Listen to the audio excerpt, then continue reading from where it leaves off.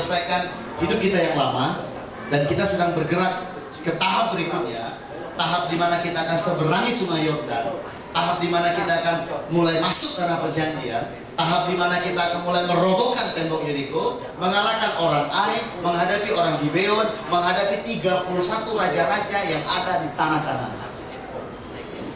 Saya menggambarkannya demikian.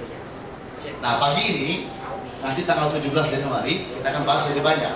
Tapi pagi ini saya hanya bahas satu bagian saya. Ya. Coba kita lihat di Yosua pasal yang kelima. Untuk memasuki tahun 2010, untuk mulai menguasai tanah perjanjian, untuk mulai masuk dalam kegenapan kehendak Tuhan, mari kita lihat satu prinsip rohani yang luar biasa. Ya. Prinsip rohani yang dicatat di beberapa generasi di Alkitab. Yosua pasal 5. Sebentar, saya lihat bagian Tuhan. Yosua pasal 5 ayat yang ke-15, sama-sama kita baca yuk. Yang sudah ketemu katakan yes. Belum semua. Ayo, Yosua 5 ayat 15. Oke, 1, 2, 3. Dan panglima para tentara Tuhan itu berkata kepada Yosua, tanggalkanlah kasutmu dari kakimu, sebab tempat engkau berdiri itu kudus. Dan Yosua berbuat demikian. Nah, pagi ini saya akan bicara tentang tanggalkan kasut.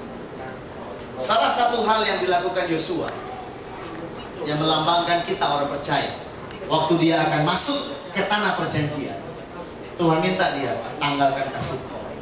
Waktu dia bertemu dengan panglima kepala tentara Tuhan dalam bentuk panglima, kalau Musa dalam bentuk semak yang terbakar, ya,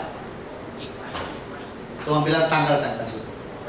Pagi ini saya mau kasih kita semua, kalau kita mau melihat kenyataan firman Tuhan tergenapi dalam hidup kita di masa-masa ke depan, mari belajar menanggalkan kasut kita. Tapi bukan berarti kalau ibadah nggak pakai sepatu, bukan. Ya?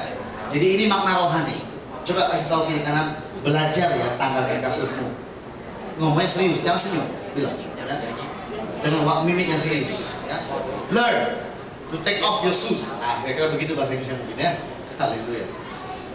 Belajar menanggalkan kasutmu. Ya, take your sandal off your foot. Tanggalkan kasut. Sekali lagi ngomong ke yang belakang, tanggalkan ya kasutmu ya. Jadi pakai ya, tanggal wes tanggal ya. Oke. Nah, yang jadi pertanyaan apa itu artinya?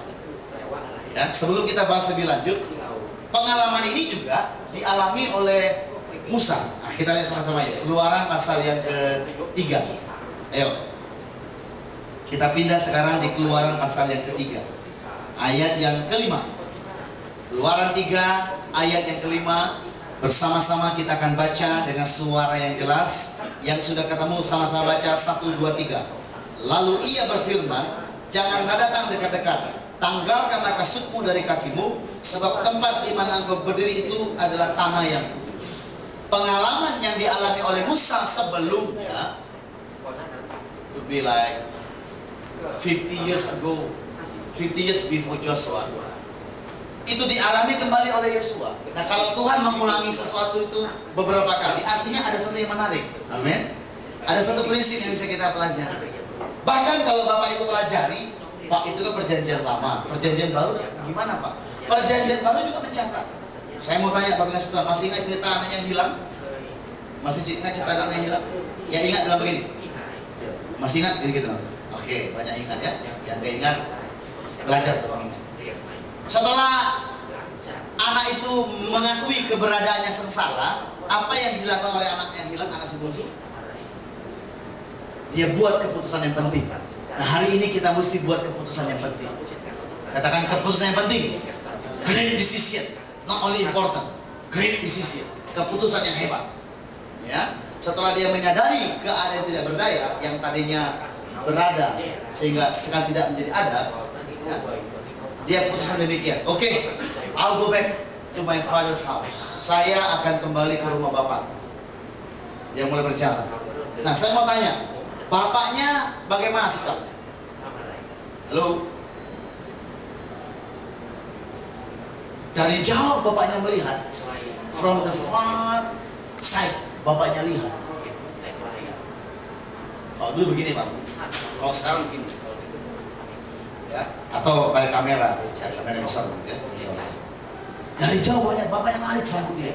Oh, anak. Untuk lihat lengkapnya, silakan lihat video Natal kita karena ada rekamannya. Ya. Anak yang hilang dari grup Facebook, ya. Mana anak yang hilang ada hari ini? Hilang lagi anaknya. Oh, pemeran anak yang hilang ternyata masih hilang hari ini. Pas lagi belum ketemu anaknya, Pak. Gitu, Pak. Baik. Waktu dia lihat anak itu, dia sambut, dia bilang begini. Coba kita buat kitab Lukas. Kitab Lukas. Lukas pasal 15.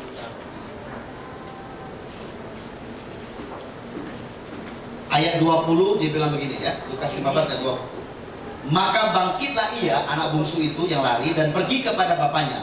Ketika ia masih jauh, ayahnya telah melihatnya, lalu tergeraknya hatinya oleh belas kasihan. Ayah itu berlari mendapatkan dia, lalu merangkul dan mencium dia, mencium anak bungsu. Nah, ada satu yang menarik, coba kita lihat di ayat 22. Ayat 22 kita baca sama-sama, simak sama-sama. 22 ayat 22 Lukas 15 1 2 3. Tetapi ayah itu berkata kepada hamba-hambanya, lekaslah bawa kemari jubah yang terbaik, pakaikanlah itu padanya, dan kenakanlah cincin pada jarinya, dan sepatu pada kaki. Bahkan waktu bapak itu mau memulihkan keadaan anaknya, waktu bapak itu akan merestore, mengembalikan posisi anaknya, ada 3 hal yang dilakukan. Yang pertama dikatakan mengenakan jubah.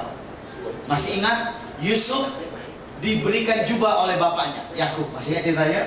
Yang membedakan dia dengan anak-anak Yakub yang lain. Diberikan cincin. Waktu itu, waktu zaman Israel setelah pulang dari pembuangan dan sedang mengalami kemiskinan dan panen itu nggak bisa maksimal, tiba-tiba orang Israel melupakan yang namanya bait suci. Datanglah nubuatan firman Tuhan di kitab Hagai. Ya.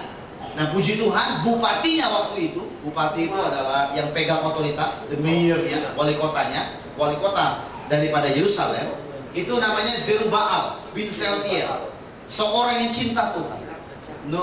Hagai bilang begini, Zerubbabel, engkau akan dipakai Tuhan seperti cincin materai.